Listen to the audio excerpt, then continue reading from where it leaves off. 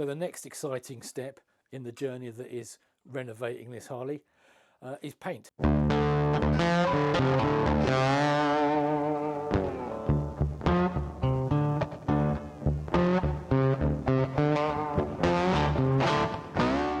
So some of the parts that we've taken off that were quite rusty, we've had soaking in paint stripper, got most of the horrible manky paint off. I didn't film that because I was covered in, as you can imagine. So now we're going to get to grips with sandpaper and the sander and just get those little stubborn bits of paint off, get it ready for paint. Hopefully they'll look okay.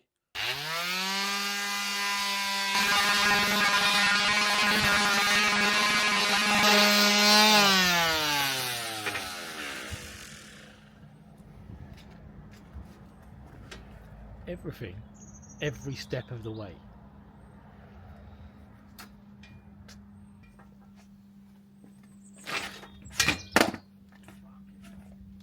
Look, a small sander.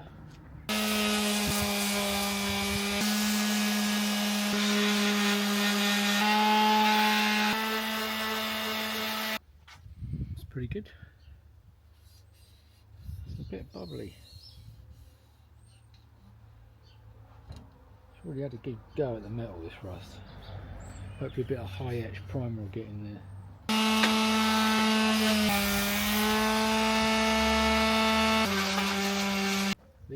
These are the parts that will end up being gloss black in the end. Don't know what we're going to do with these indicators. It's a horrible, horrible construction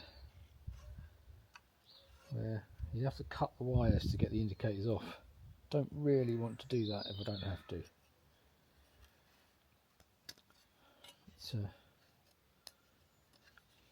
Let's see what happens to this bit.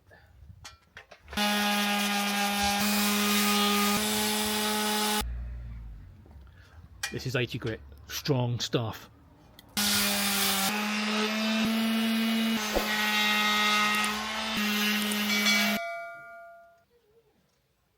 Little seized in nut in there. Every step of the way. Yeah, that one's come off. That's what happens when that other nut comes off. It comes apart like this and you can get into the corners. Why don't you put things through holes that aren't big enough?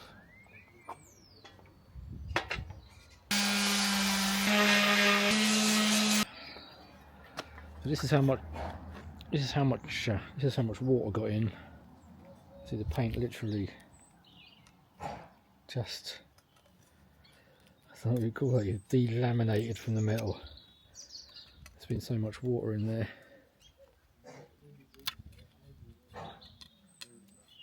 Just peel it off like a sheet of plastic, almost. I need to get this old paint off because otherwise it's going to carry on corroding away underneath.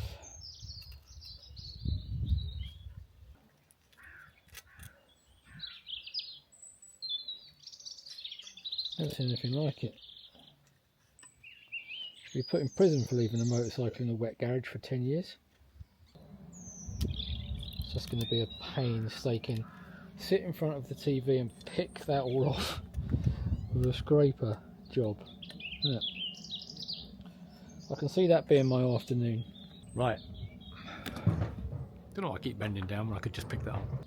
I think we've done about as much as we can do with the power sander. We're going to have to do the rest up close and personal. Time to break out the sanding by hand method for a bit of fine art.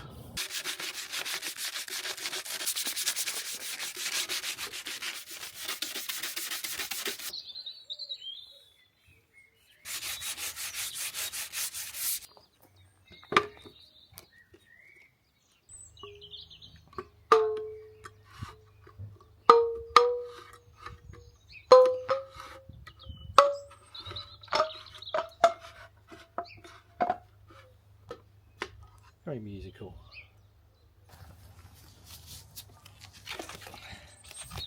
Ready for examination, sir?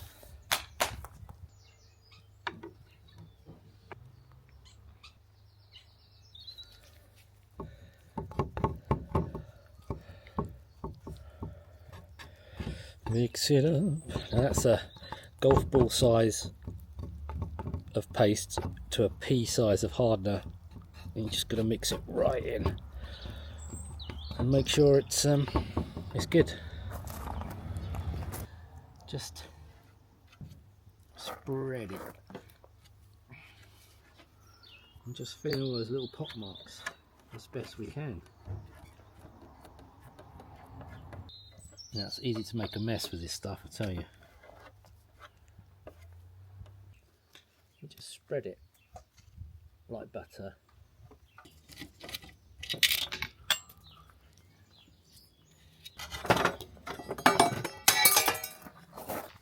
Well, while we're waiting for that stuff to dry, might as well get on with sanding some of the other parts we've got to strip down and get looking nice. So I'm using a paint stripper wheel. You can get these off eBay or Amazon, absolutely no money. Stick it on the drill, Bob's your uncle. Saves your elbows.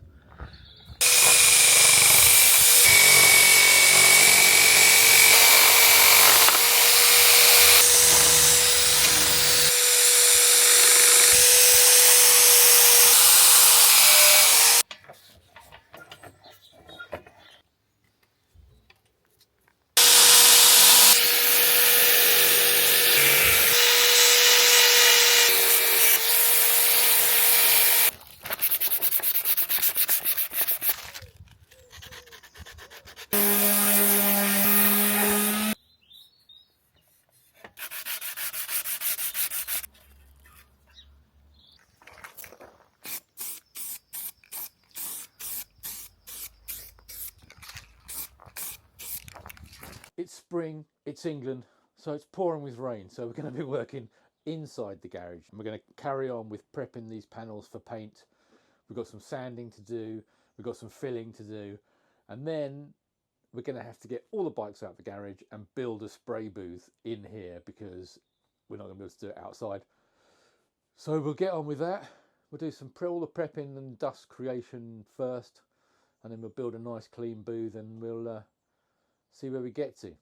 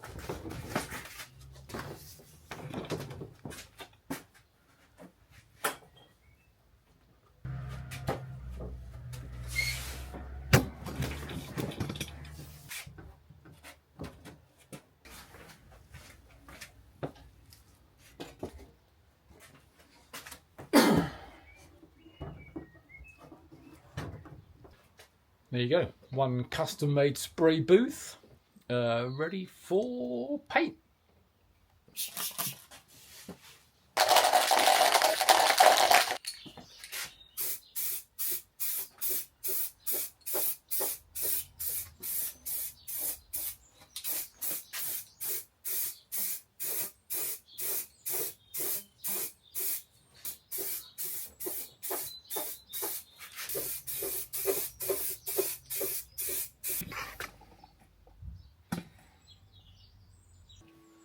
Somewhere tucked away here in the secret pocket. Aha. My secret stash of all things tapage. Well, I seem to have managed to pull out the worst roller tape I've ever seen in my life. Strip a load off.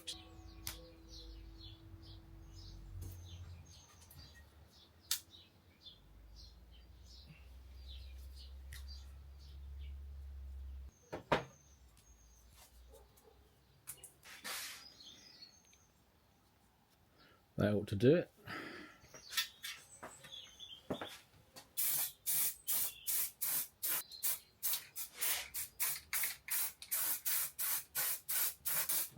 do a bit of a thick coat because it's filler primer. So I'm hoping that a thicker coat, and it's going to sink into the little divots and imperfections and dry as a bit of a filler. Just give that a few minutes to dry. Meanwhile, a bit of wet and drying. It's important to get this waterproof wet and dry sandpaper nice and wet. Keep it wet all the time, and then we can just get these little imperfections out. So we'll just rub them out. It's just a little crease where the paint ran, but with the wet and dry you can get it feeling like gloss. Just feel it with your finger.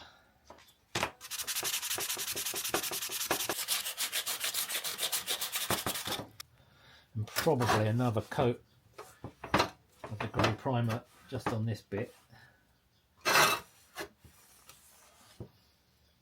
never going to be perfect, but good enough to not have to pay someone hundreds of pounds is the key. Let's have a look. Let's get some paint on there.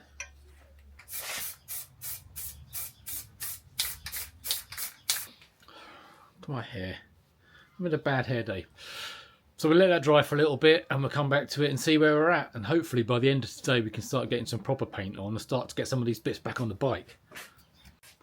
So I've worked out that doing stuff in your home garage and trying to get a semi-professional look to stuff, or at least a look to stuff that you can get by with, requires a little bit of gentle innovation. I need to paint this awkward shaped thing. Got myself a funnel out of my box of many useful things I've got knocking around the garage. Look at that. We'll just stick that through the hole, and now we have a fully rotational piece that we can paint and spin as we go. How about that for a bit of innovation? All you YouTubers, you can keep that tip and use it for yourself free of charge.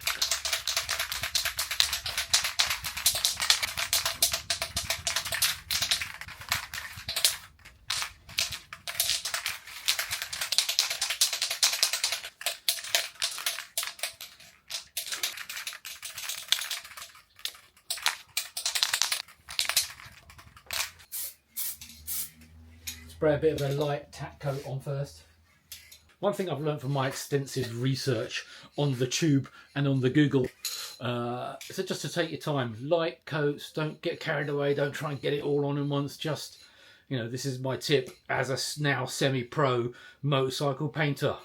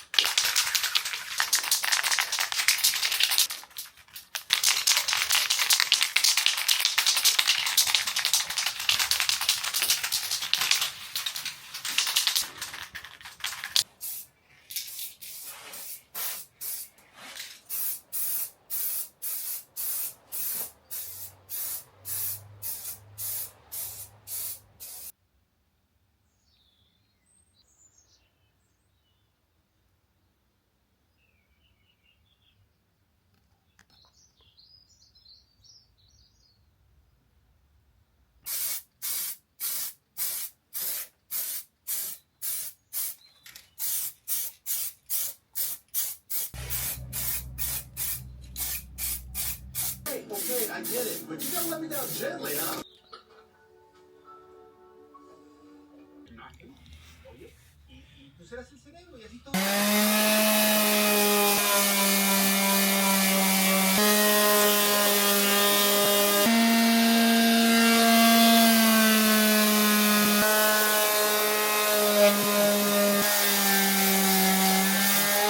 What am I paying these people for? I'll do that.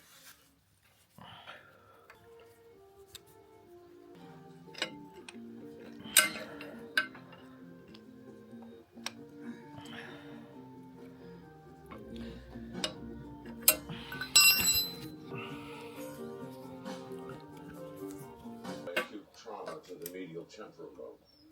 Misha, really? Well, my two's quite insistent on handling the matter herself. I don't see You insinuating? No vaya a causar. Hi, Magda. Let me just up this.